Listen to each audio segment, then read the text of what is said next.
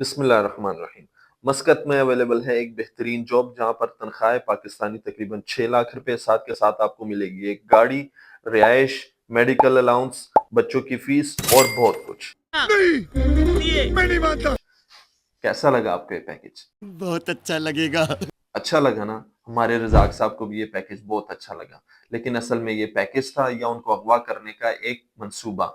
तो आइए उन्हीं की ज़ुबानी चलकर सुनते हैं। भाई रोजगार के तो मसाइल वैसे ही यहाँ पे चल ही रहे हैं। नौकरी का तो सवाल ही नहीं है। एक स्कैम में हम फंस गए थे, बल्कि अगवा हो गया था मैं लाहौर तक। कुछ स्कैम इस तरीके से निकला कि इंडीड इंटरनेशनल फोरम है, उस पर मैंने सीवी सबमिट की थी। तो एक रिप्लाई आया, जनाब you have been selected. Muscat based industry है, लोकल पार्टनर पाकिस्तान के अंदर है, लाहौर में। You have been shortlisted and selected, but you have to go for the interview for Lahore. मैंने कहा भाई इसके पैसे कौन देगा? कहेंगे rest assured it will be reimbursed to you upon arrival. Point number one, जब भी कोई कंपनी आपको किसी दूसरे शहर या किसी दूसरे मुल्क बुलाती है तो उसका सारा एक्सपेंस वो कंपनी पे करती है। क्यों? क्योंकि उनको आपकी जरूरत है। लाहौर गए इमरजेंसी में, 12-1 बजे के करीब वहाँ पहुंचे। वहाँ पे उन्होंने मुझे रिसीव किया, उनकी गाड़ी आई, लेके चली जनाब ऑफिस की तरफ। फिर बीच में उनके फोन आते रहे कि जनाब वो ऑफिस ना जाएं, हमारे चेयरमैन बहुत ज्यादा बिजी है, उनसे घर पे मिल लीजिए बस 5 से 10 मिनट। पॉइंट नंबर टू, ऐसे लोग कभी भी आपको किसी होटल, रेस्टोरेंट या स्टेब्लिश जगह पर नहीं बुलाएंगे जहां पर सीसीटीवी कैमरे लगे हुए हों और इनके पकड़े जाने का खदशा हो। घर गए उनके, भाई थॉरो जेंटलमैन, जबरदस्त किस्म की इंग्लिश, डैशिंग पर्सनालिटी, बातचीत हुई, चाय कॉफी हुई, बिस्किट खाए। अच्छा जी ठीक है, और यू हैव बीन सेलेक्टेड ना, इनका कॉन्ट्रैक्ट लेटर साइन करो, इनकी गाड़ी का सब चीजें पेपर्स निकालो और इनको कल जाने से पहले सब कुछ हैंड ओवर कर दो।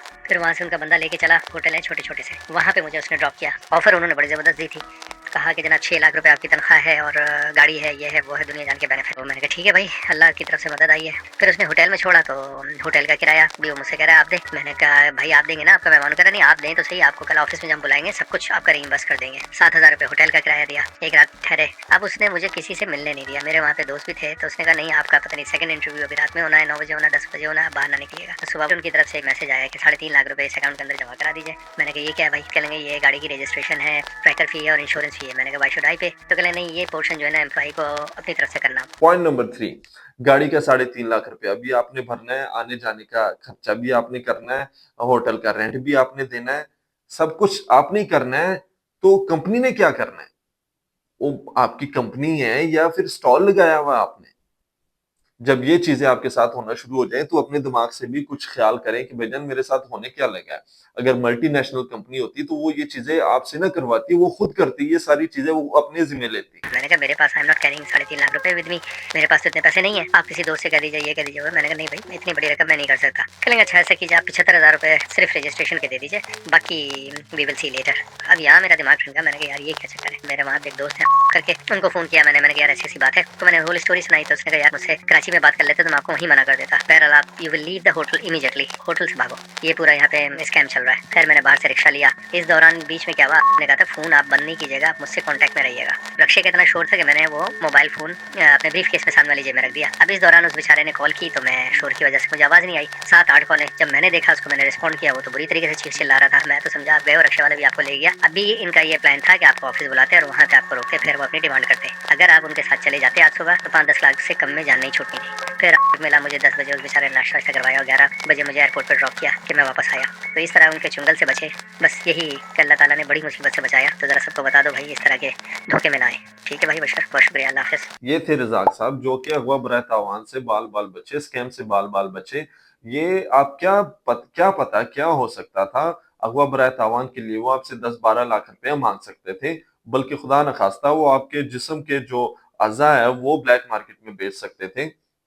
मेरी आप सबसे दरख्वास्त है, जो ऐसी बातें होती हैं, कई बातें छुपाने वाली होती हैं, लेकिन जो ऐसी बातें होती हैं वो आपके जो करीबी रिश्तेदार हैं, यार दोस्त हैं, उनके साथ मशवरा कर लिया करें। हर बात छुपाने वाली नहीं होती।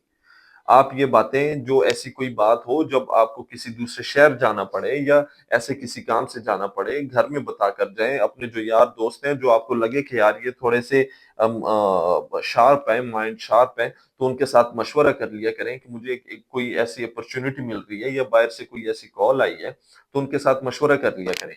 क्योंकि आजकल के दौर में बचना बहुत मुश्किल है, खास करके पाकिस्तान में तो बचना बहुत मुश्किल है। यहाँ पे आपके साथ बेनजीर इनकम सपोर्ट के प्रोग्राम के जरिए से दो नंबरी हो रही है, एहसास प्रोग्राम के जरिए से दो नंबरी हो रही है, वो बोल न्यूज का जो प्रोग्राम था उसके जरिए से दो नंबरी हो रही है, जीतो पाकिस्तान के नाम से दो नंबरी हो रही है, यहाँ तक कि जमजम सिटी वालों को भी नहीं छोड़ा, उनके जरिए दो नंबरियां हो रही हैं, गाड़ियां बांटते फिर रहे हैं, कैश बांटते फिर रहे हैं।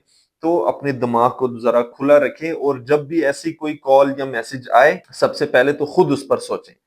फिर अगर जाना ही पड़े तो अपने किसी रिश्तेदार, दोस्त, यार को बता कर जाएं ताकि कल को खुदा न खास्ता आपके पीछे आने वाला भी कोई हो। और मेरी सबसे दरख्वास्त है कि ऐसी चीजों से परहेज करें। ऐसी जो ऑफर्स आती हैं वो बहुत बहुत, जो 6 लाख रुपया तनख्वाह आपको ऑफर करता है ना, तो वो आपका 7,000 रुपया भी रेंट भी दे सकता है एक कमरे का, होटल का, और आपकी एयर टिकट भी दे सकता है जो कि 15 से 20 हजार, 25 हजार पाकिस्तान के बीच बीच में होती है, तो वो भी आपको पे कर सकता है। और दूसरी जो आपको इतनी बड़ी गाड़ी दे सकता है तो उसके 3.5 लाख रुपए रजिस्ट्रेशन के भी बच सकता है। तो जब ऐसी चीजें आपके साथ होने लग जाए तो आपको तो खुद ही वो पता चल जाना चाहिए कि भाईजान ये है थे फसल लगा में। तो ये मेरी तरफ से आप सबको एक मैसेज था। मुझे दें इजाजत, इंशाल्लाह मुलाकात होगी आपसे नेक्स्ट वीडियो।